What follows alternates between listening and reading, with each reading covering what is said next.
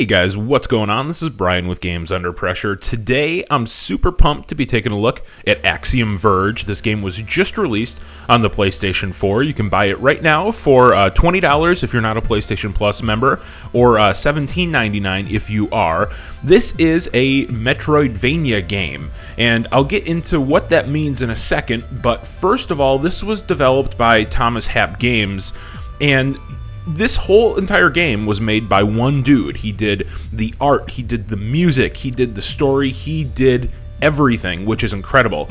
This is a guy that's worked on like Grey Goo, Tiger Woods, NFL Street, some pretty high-profile series, and this is his sort of first foray into the solo game development, and it's super impressive. So I'm going to let you take a look at the cutscene here, and hope you enjoy it.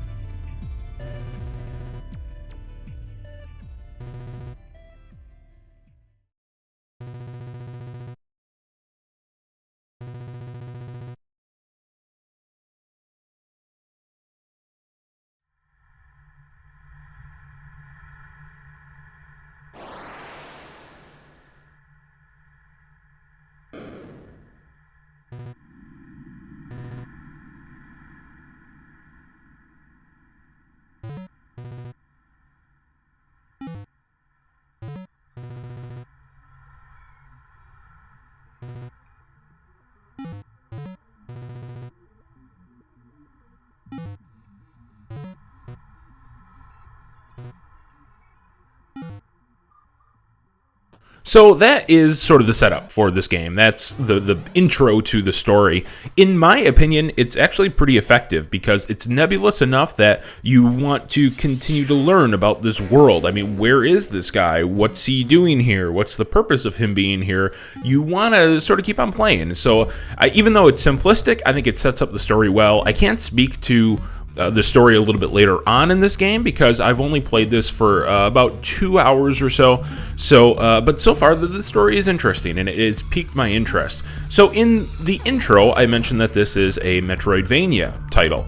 And what that means, if you're not familiar with the term, is that you have a character and you can level up that character or find new abilities / weapons and access previously inaccessible areas of a very large map using those new abilities, weapons, levels, whatever it is. So this is an adventure game at heart, and you'll probably notice if you've been around for a while is that this game looks a lot like Super Metroid. It's got that 16-bit sort of look to it that is super cool, super effective. And there are some graphical flourishes a little bit later on, especially after you beat a boss or whatever the case is, that really does a good job of using next-gen particle physics and particle effects. And this game becomes sort of this strange cocktail of old and new, and it's pretty cool. So, as you saw a little bit earlier on, I got a weapon, and this is the Axiom Disruptor. At any time during this game, you can use the right thumbstick to cycle through your weapons, and that is probably my only complaint about the game so far. I'm loving this game, but mapping the weapon selection to the right thumbstick gets in the way every once in a while. When you're really jamming on a button to defeat a boss or take out an enemy or whatever, it's very easy to slip and touch that right thumbstick, and then it sort of pauses the action, and you can cycle through. So that's my one complaint. I haven't looked into alternate mapping, button mapping, if there is such a thing. But so far, that's my only complaint. At any time, you're going to encounter different situations in the world, because this is a Metroidvania title where you have to either use a different weapon or a different ability. And right now, this weapon that I'm using, it's sort of my go-to weapon. You get some more later on, but so far this seems like it's just the most versatile. It's just sort of a simple blaster, and this is similar to what, Samus has in Metroid. Just basic, takes out the enemies. You can fire almost as fast as you can press the button, so it's sort of a semi-automatic weapon in that way. You can shoot up, down, left, right, and in all four corners, which is sort of cool. It's a little bit Contra-esque in its implementation there.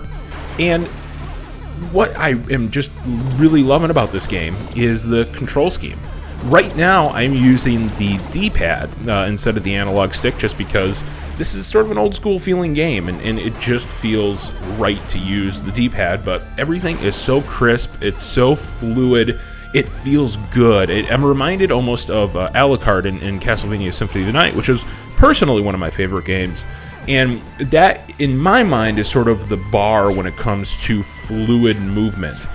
In my mind, Axiom Verge is right up there in terms of movement with Symphony of the Night. Now, I want to point something out in case you're watching this video and you think, well, that's weird. Why is this character disappearing every time he gets hit? Well, that is actually not in the game. That's just a result of my capture. I think what's going on is I'm capturing at 30 frames a second. I'm sure this game runs at 60 frames a second. And when you get hit, typically what you'll see on the TV is your character flash. And I think what's happening is there's just alternating frames there. And because I'm capturing at 30 frames a second, he just sort of disappears. So just keep that in mind as we move forward with this video. The enemies are really cool. They're aesthetically, they're very similar to the enemies that you'd see in Super Metroid. Very colorful, set patterns of movement. So these little guys that are crawling up the walls, they're very, very similar to enemies in Metroid. Same behavior, same sort of general look. Again, that's not a bad thing. It's just something to point out. You can tell that this Axiom Verge as a title is really sort of an homage, a love letter to that classic game. And because I don't think Nintendo's ever going to make another 2D Metroid. I think this is probably the closest we're going to get to that. And I'm really happy to just see how well this game is put together. Another really, really awesome thing is the music. The music in this game is incredible.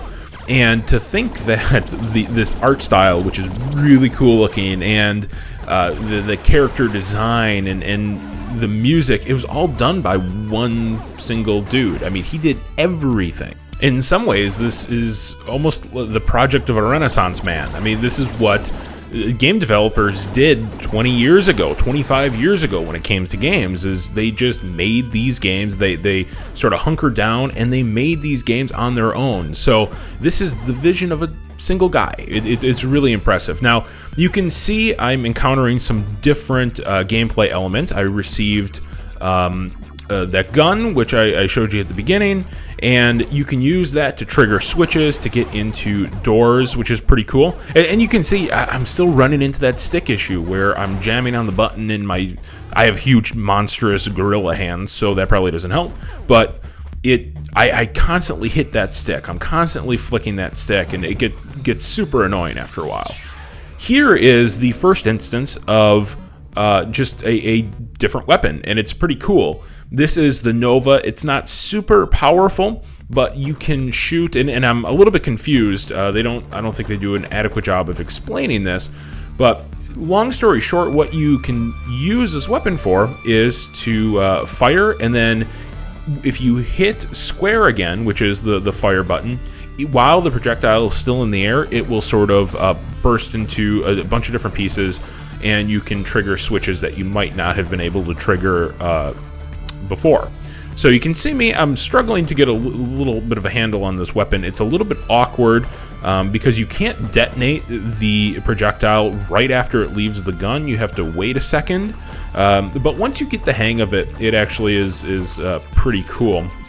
Still, I find myself using the blaster that I got at the beginning. It just seems like it's a more well-rounded weapon. You can see the Nova is a little bit more powerful than that blaster, but at the same time, you can't fire it quite as fast. You have to be much more deliberate in your delivery and your speed. So, not something that I would use on a enemy-by-enemy basis. Now, if you've played any Metroidvania style title in the past, you know just how important the map is. And the map in this game is done almost exactly like the map in Castlevania Symphony of the Night or Metroid, Super Metroid. You have a little mini-map in the corner, and that gives you a nice little overview of where you're going, what doors you've already been to, whether or not you're in a new area. If you press Start, it's not even Start on the PS4, what do they call it? Options. If you press Options on the PS4, you can bring up the map, you can bring up an inventory. I haven't really found a reason to bring up the inventory yet, especially with that quick select thumbstick that, I'm triggering way too often. But the map is pretty cool. It gets the job done. You can see doors that you haven't gone through yet. You can see areas that you haven't gone through yet. So that definitely does its job. And from the looks of it, the game is pretty massive. There is a lot to see. There's a lot to do. When you pull up the map, the area that you've seen is very, very tiny compared to all the black space around it. So I would expect a fairly long game here. In just a few minutes, you're going to be able to see a few more enemies here, including a boss. Everything about this game is just really cool, and it's sort of a throwback to all these games that I grew up with, and I'm sure you guys grew up with. So, yeah, just it leaves a very good first impression. You can see when I killed that enemy there, you get some particle effects that probably would not have been possible in the day of Super Metroid. But it's this really weird fusion of nostalgia and new hardware, and there's no loading times in this. It's super, super seamless. I mean, if you remember, even in Castlevania Symphony of the Night, you had those loading rooms where you would have to go through, and then you could play with the little icon, the little loading icon. So it's really neat to see just this strange fusion of a game that looks very old but performs like it is new.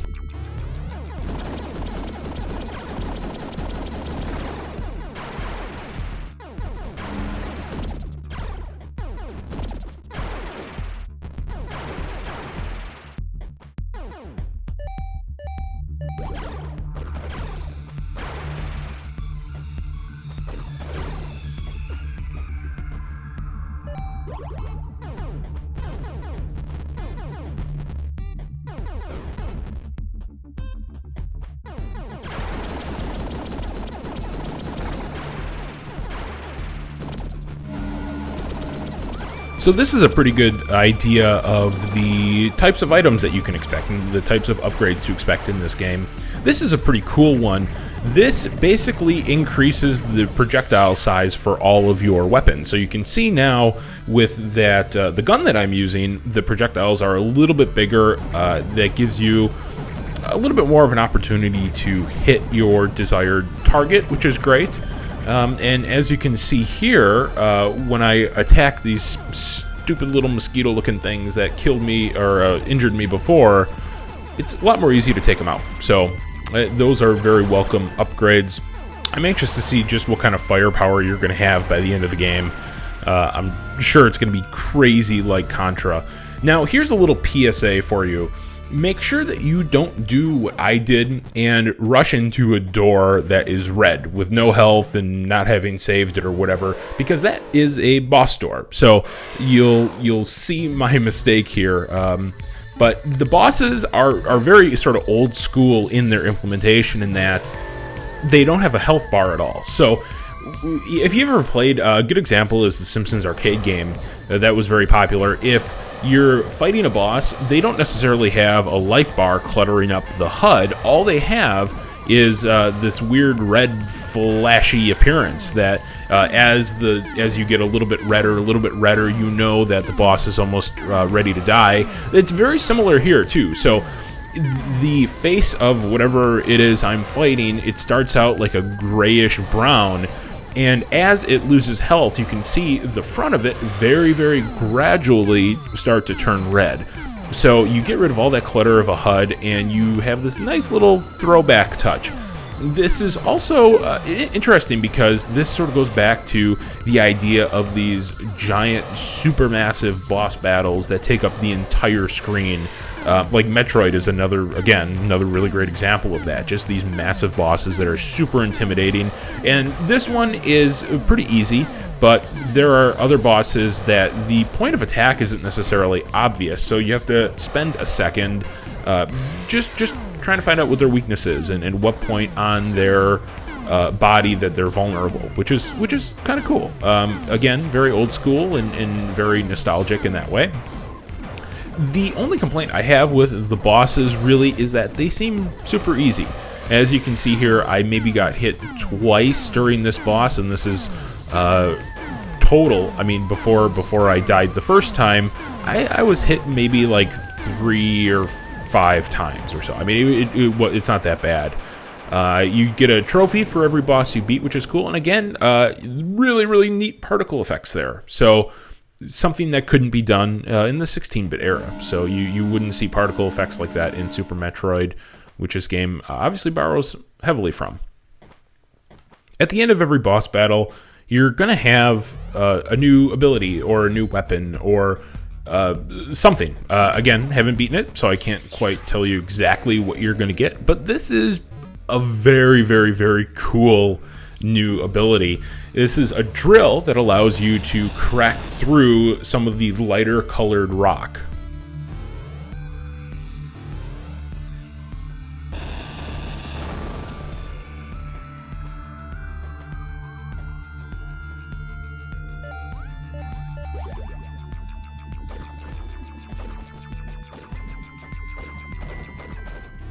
So I decided to skip ahead a little bit and give you a taste of some scenery a little bit later on in the game.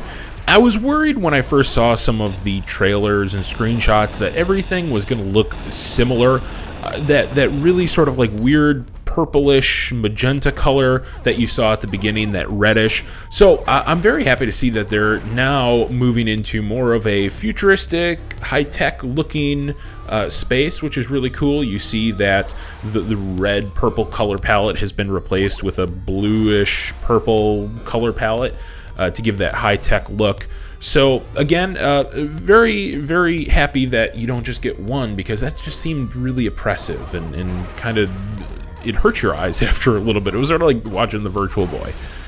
So this is really cool, and you can see that your abilities are coming more into play. So they do a pretty good job of easing you into things, and then they start forcing you to use everything. And that transition is really, really nice and slow and effective.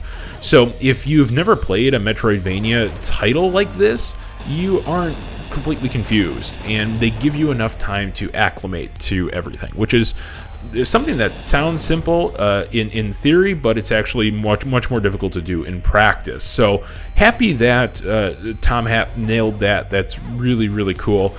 You can also see here that there are some new enemies coming into play.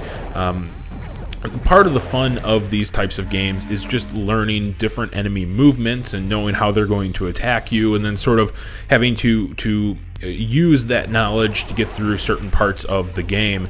And yeah, there are some enemies, especially a little bit later on, that get sort of freaky looking and get sort of nasty looking. So again, great character design, great art design. It's just overall a really, really good looking, cool game.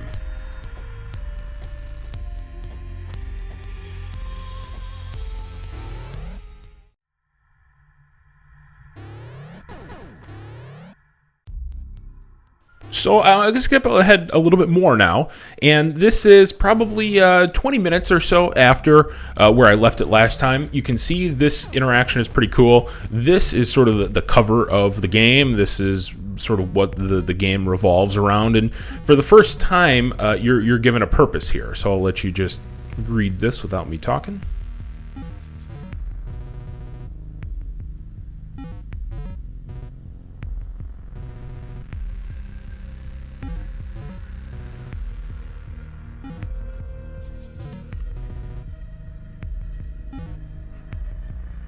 So that was weirdly unhelpful. But that is your new purpose now. So hopefully that whatever that entity is will give you information about who you are, where you are, why you're here, whatever the case is, after you are able to find her battery, her power core. So here's a really creepy enemy. These things are humanoid, and they make this terrible lo-fi licking noise when they attack you, and you can see their tongue hanging down and they're panting like a dog. Just overall really creepy with that dead skin color, and they're very difficult to get a handle on too. Like, you can see me struggle with them because they run much faster than you do, and they jump, and it's tough. You almost feel like you don't necessarily move as fast as they do. So happy to see that they're keeping you on your toes a little bit with some of these enemies, and overall just very, very creepy. You can also see here that there are some weird areas. Like that last area was reminiscent of, say, a prison, and you'll see in a bit here, look at the bodies here. So very clearly there have been other people here, piles and piles of dead bodies. So that leads to sort of an intriguing prospect as well. Like, you're obviously not the first human that's ever been here. So really intriguing. Really sort of that nebulous plot is sort of coming into focus here. And when I saw those bodies, it was like, okay, that's super interesting, because you're not alone. You're not just the only person here battling these weird aliens, interdimensional creatures, whatever they are. There were people that followed in your footsteps, and very cool, very cool. I almost wonder if they're going to pull, well, I don't want to spoil the movie in case you haven't seen it, but Moon. So if you haven't seen Moon, turn this off right now. But at the end of Moon, he finds that he's just one clone out of many, and I almost wonder if that's where they're going with this. If you go into these big portal rooms and you save your mind state, and I don't know, it's sort of interesting. So I'd like it if they go there, but who knows? Coming up, here is the second boss of the game, and this boss is much more reminiscent of those Metroid bosses because it's absolutely huge and massive and crazy looking.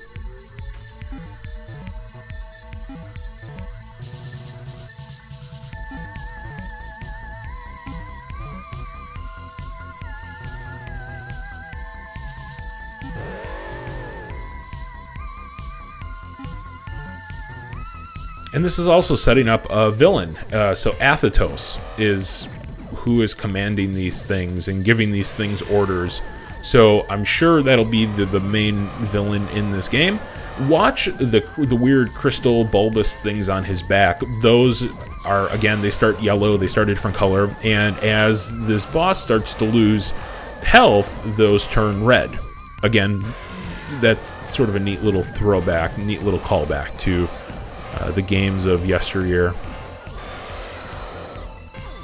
The challenge of this one is slightly increased from the first.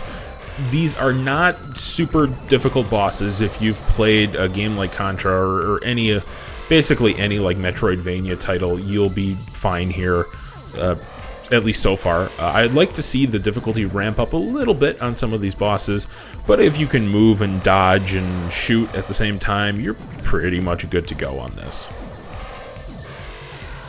And just remember, if you're seeing a red door, make sure that you have health, make sure that you've saved the game. Typically, I've found that there are save spots very, very close to those boss doors, so if you haven't found one, just go left or right or up or down, and chances are you'll stumble onto one of those save rooms, which is great. Nice and convenient.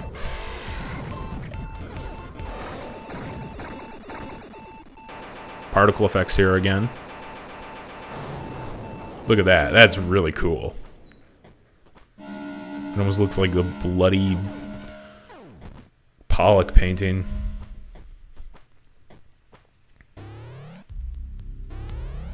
So, I think that'll about do it for the video. I don't want to give too much away for people who haven't played this.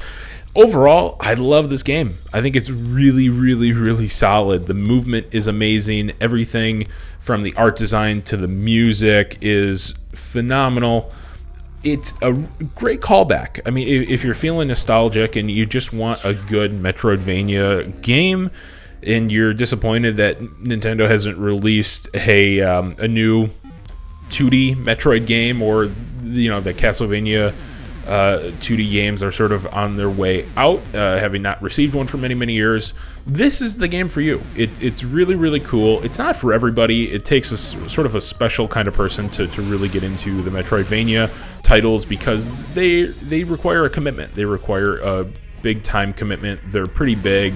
A lot of secrets, things like that. But for $20, even at full price, I think this game is a pretty good bargain. It's a pretty good bargain. I started playing this for the video, just recording the video. I was going to only play it for about 30 minutes. I ended up playing it for much, much more, because the game just sort of, it brings you in, and it's addictive and fun, and you want to see where the story is going. So overall, I would highly recommend it. A lot of cool stuff in here. So if you like this video, I would ask you that you please subscribe. I'd really appreciate it. It's going to help me keep bringing you videos like this. And as always, thank you guys so much for watching.